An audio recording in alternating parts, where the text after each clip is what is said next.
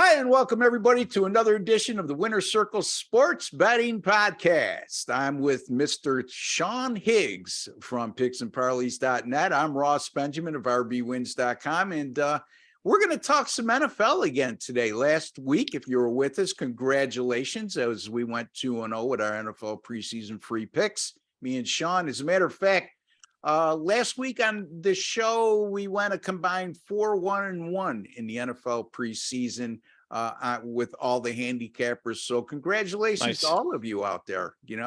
Sean, some interesting things we saw in the first week of the NFL preseason. As a matter of fact, going back to the Hall of Fame game, 14 overs and just 3 unders. It's crazy. Yeah. Try to make rhyme or reason out of that. I can't make rhyme or reason out of that. Normally you see unders, right? Yeah. Especially a Hall of Fame game. I had 33, went down to 30.5. I'm thinking I'm looking pretty good. Yeah.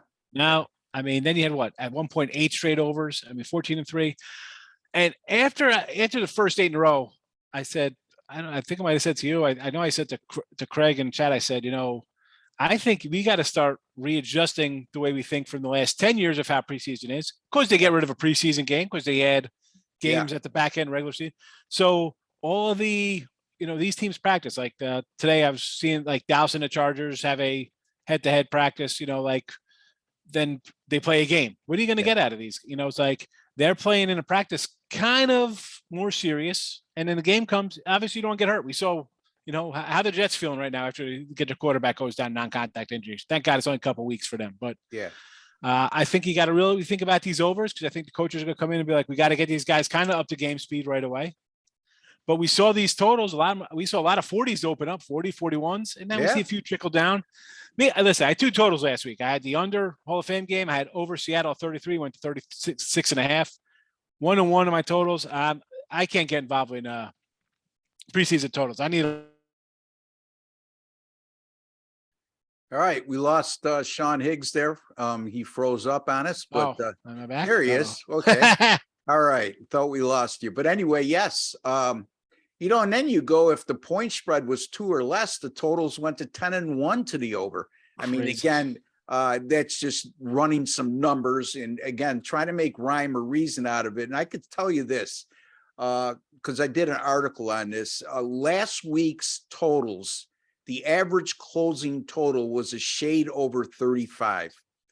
As we speak, the totals right now for week 2 are 40.8. So you could see the books have made the adjustments. Big adjustment. Because they know that the general public has a short memory. Here's the other elephant in the room is Sean, what you just said it, they cut down to 3 preseason games.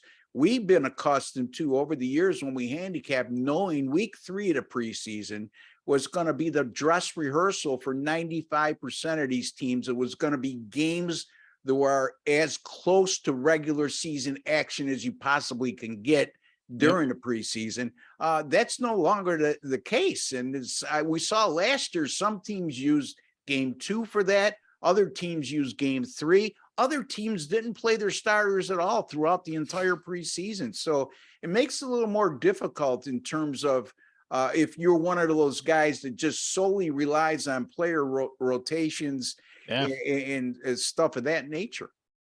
It's listen, I went 6-3 for the week. I'm kind of happy. I was like, wow, I'll take it because again, we're kind of the same thinking, all right, we got quarterback battles. Coaches are going to say these guys are going to play. That's all out the window. Yeah. Like this, we got a game coming up. I'm going to talk about Panthers and Patriots. I get into that. You got 2 quarterbacks, Baker and Darnold. Like, you expect to see at least a quarter or more series for each of these guys, right? They got to. Let's be honest. I think Baker probably has the inside track, but according to what it came out today, that Rule has pretty much indicated he's going with Baker Mayfield as his starter. So he'll get a little bit, but you know what? Darnold's still got stuff to prove. He's going to come out and chuck the ball around. And also we got like the Seattle game that you got Geno and Drew Lock up there. That's, you got 2 guys. What are they doing up there? It's listen, I tell people I don't got to run a bet a game just because it's an NFL preseason game. It's a standalone game. Forget if it's a Monday Night Football game. If it's you don't got to feel for it. You don't got to bet these games, no matter what the sport is. Like, and it used to be kind of, I hate saying easy, Ross, but the coaches come in, kind of tell you the game plans. You get a clear edge. The books say X amount of dollars is allowed to limit. They know people can get them. And now I don't know. It's that first week, the totals totally threw me for a loop. I got to kind of readjust thinking going forward. So, well, I mean, they were so low. I mean, I said they closed at 35. I believe they were all 33 openers probably. Yeah. It was closer to 33 as far as the opening averages. So, I mean, that's why I rely myself, Sean. I rely a lot on head coaching trends during the preseason. I think those hold true year in and year out. The head coaches that have a lot of success during the preseason, others don't. And you look to identify those situations, especially in week one when you have nothing to go on. Who's going to show up. I use my handicapping software, and I rely on that because at the end of the day, if you try to evaluate a roster of 90 players, who's going to play and who's not, now that there's only 3 preseason games in regards to 4 that it used to be, you're going to drive yourself nuts. So I concentrate on just beating a number. And, so far, first week, 4-0 against the spread. It's 12-2 with my last 14 going back to last year. Good. So if it's not broke, don't fix it kind of thing. Exactly. And that's the thing. 4-0, you don't got to bet them all, Ross. That's what people don't understand. No. They want to come in, hey, it's a game on Thursday. It's a game on Friday. It's a double header. I got to. Yeah. You don't gotta. If you want to make money, do you want to have fun or do you want to make money? Yeah, I mean, totally different things. Here's the other question I'm going to ask you. And I know in the business we're in, everybody wants these national primetime games, but there's several times through the course of the year I'll pass on a Thursday night or a Monday night, because here's what my feeling is this, Sean, and I'm interested to hear your take on this, is if I can take a Thursday night game or a Monday night game and put it on the Sunday card, would I use it? You know what I mean? And if the answer is no, then what do you need the action? At the end of the day, we're out to win, right? That's the goal. So what's your feeling on that? No, that's what everybody says. If you're better in this, on sites, people say that. Is this a game you're going to bet on a regular day? No, I mean, a lot of times that's the game like a Thursday night game. Let's be honest, Thursday night, you want to think probably home team, probably an over. It's a short week, right? That's the kind of trend. The normal thinking is it's a short week, bad for the travel team. Number one, right off the bat, the home team has a little added advantage, and we've seen kind of more high scoring games because there's not a lot of prep time. But again, that's a game I'll just throw. That'll be a free pick because it's not something I really want to get involved in. I mean, they're kind of crazy games sometimes. Sometimes you get like 2 garbage teams and it's like a 9-3. You're like, you got to be kidding me. You can't even show up on your one national game you get. Yeah, no doubt, because these schedules are made well in advance, and there's always teams that everybody thought that were going to be good. Then they're on national TV late in the year, whether it be a Thursday or Monday. And it does well. Thursday games, I don't put a lot of stock in terms of how they select them, because Thursdays are more, every team has to make one appearance. Yeah. Monday nights is where they really hone in and say, okay, ESPN will look and say, let's get the most attractive matchups. Like many of the futures that we put out sometime, a team that we thought was going to be real good before the season started, by late in the year, they're out of playoff contention. Yep. It's the snooze fest. And then you get, the Bears somehow always end up on national TV 2 or 3 times. Yeah. That's like a Sunday night. That's a Sunday night Green Bay game or something. It's at Lambeau. You got to put on, it's November. Yeah. You know what? It's more, you're insulting our intelligence, meaning the NFL, because it's more about Chicago being a major market and viewership. Right. Yeah. So, lay the double digits with Green Bay. Lay them. Lay the 11.5 on a Sunday night against the Bears. They have trouble. The Bears have trouble versus Green Bay. No doubt. I mean, opening Sunday night game is it? No, it's the second Sunday night game is Chicago and Green Bay. Is it? I was just throwing. I know they always throw out Green Bay's. It was. I think it was the opener last year on Sunday night. This year it's in week 2. They did us a favor. Anyway. All right, Sean, let's get to our free picks, because that's what everybody eagerly awaits, especially after a week like we had last week. let you take it away. Yeah, so Panthers and the Patriots. As we're, I was talking about the quarterbacks, kind of things I look at here. Baker and Donald. Okay, he might have an edge here. But Mayfield, I'm going to look to the Panthers here to get over the Patriots. Now, New England didn't look bad last week, right? I mean, the defense pretty solid to give a couple points here and there, but I'm just this offense. You got who Judge and Patricia calling plays on offense. Yeah, Belichick's like, it's not where we want to be. Now, regular season Belichick's one thing. You think, all right, it's New England. It's this team you kind of bet on. Like, I'm not going to sell them short. Somehow, he gets 10 wins out of these guys. But this is a spot I got a head coach on the hot seat, preseason or not. They didn't make moves for quarterbacks. They get retread quarterbacks. I'm looking to them. Every quarterback there looking to make a name for himself. Baker in the trade. Darnold, they busted draft pick. Even PJ Walker. I kind of like PJ Walker when he comes in. He's got some legs so as well. So I'm going to go Panthers. They're -2. I think this opened up as a small dog for them and flipped because I'll lay the 2, 1.5, whatever it is. Maybe even, I want to kind of say lean over to 41, but I can't after last week. I just I don't know. I think they're kind of luring you in there with like low 40s. People like, oh, it's going to be 26-23, like all these games. Give me the Panthers. I think they can put up enough points here. I don't total wise. Yeah, Panthers to win. -1.5, -2. I mean, I would almost say, and I can't make the prediction for you. Wouldn't you just use the money line? Money line? Yeah. 125. I got it. I bet at 125 already. 125. So he likes the Carolina Panthers. That's Sean Higgs of picksandparleys.net. He likes the Carolina Panthers on the money line, -125, -135, whatever it is in that area. Otherwise, they're either -1.5 or -2 if you're not comfortable with betting the money line, which I don't know why you wouldn't. Anytime you get a -1, between -1 and -2.5, you should always entertain using the money line, correct? Yeah, and I'm not even a huge favorite guy. Like I don't like and baseball. I don't want to lay like even like 140ish. Yeah. But let's be honest. Some of these crazy books you look around, you're not even laying 110. You see 115s, 120s. Yeah. So I'll do a 120, 125.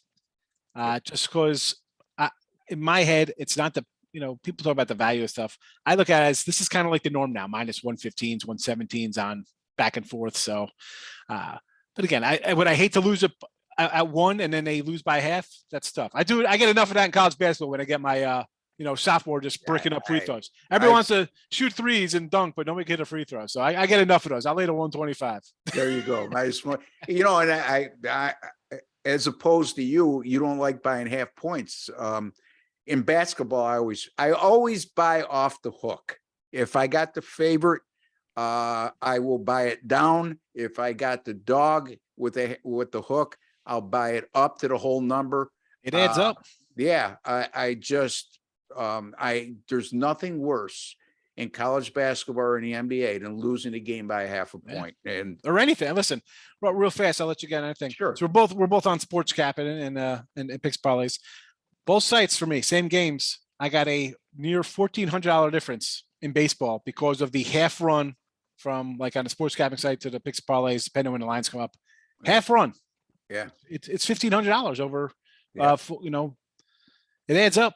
And that's just some baseball. You multiply that 15 times sports, you're talking a couple thousand, and that's only a $100 bet. So just multiply it, but bigger bankrolls. So my thing is the juice only counts when you lose. So, and you know what? Buying the half a points off a key number in football and in basketball. Bottom line is, I think I did the math where if it works out for you 1 of every 11 times, you're going to be in the black by doing so. Yeah. So anyway, let me get to my free pick, Sean, and then we'll get back to you and see how you've been doing of late and what you got coming up.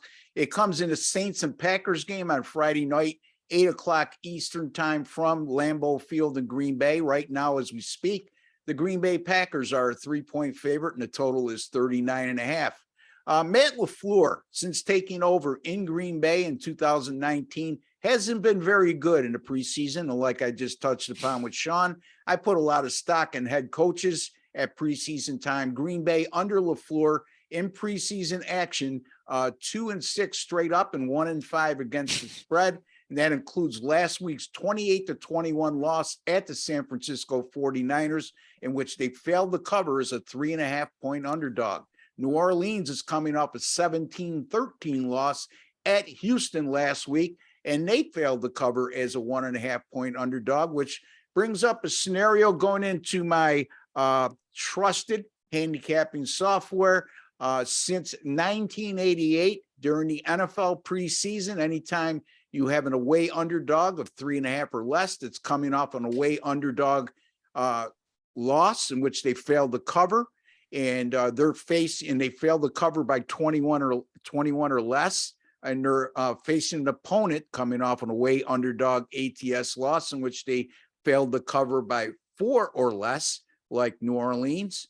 Those away underdogs of 3.5 or less, 8-0 straight up in ATS since 1988, with an average victory margin of 8.3 points per game. So away underdogs of 3.5 or less off an away underdog ATS loss in which they failed to cover by 21 or fewer, versus a opponent who's coming off an away underdog loss in which they failed to cover by 4 or less, like Green Bay. I think I said the opposite the last time, my error there. Not only has the underdogs covered all 8 of these games since 1988, they've won all 8 straight up. So you guessed it. I'm going to go with the New Orleans Saints here, plus the 3 over the Green Bay Packers on Friday evening. And Sean likes the Carolina Panthers either on the money line or is at a short favorite at the New England Patriots. Sean, tell the folks where they could find you, how you've been doing of late, and what you got coming up. I know you got a lot of games already up for week 1 of the college football, or week 0 of the college football season. I know that drives you crazy. That makes no sense. And week 1 of the NFL. So fill the folks in. Yeah, well, like Ross, Picks and Parlays, you can find me over there. Come say hello. Again, tags me on Twitter, Mr. Sean Higgs. I'll give me a follow. But pick-wise, yeah. It's not just week 0. I got a couple week 0s, but that's also mixed in the whole week 1 there for Labor Day. I got nine college, and I think I got like eight NFLs posted for a while. They've been up for a bit. Again, the lines are up early. I'm going to hit them. We'll see how they go. So far, a couple good in my favor. A couple haven't really moved. I'll take it. Baseball every day. I like my baseball.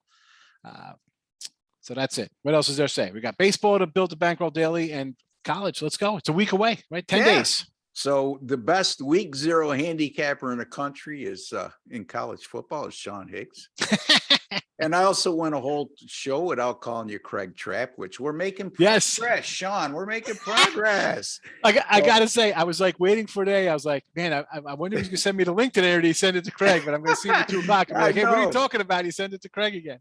Yeah, it's a funny story, folks. 2 weeks ago, I sent the schedule out for the week, and Sean's like, so what time are we on? I said, well, I sent you the schedule. Well, no, you didn't. So on top of calling him Craig Trapp like 4 times on the first show, I sent the schedule to Craig Trapp instead of Sean Higgs. Oh, man. Anyway, it's a good thing that me and Sean go back a while, and he knows I meant it as no disrespect. Anyway, you can find me at my website, rbwins.com, or at picksandparleys.net. Started the NFL preseason by going 4-0.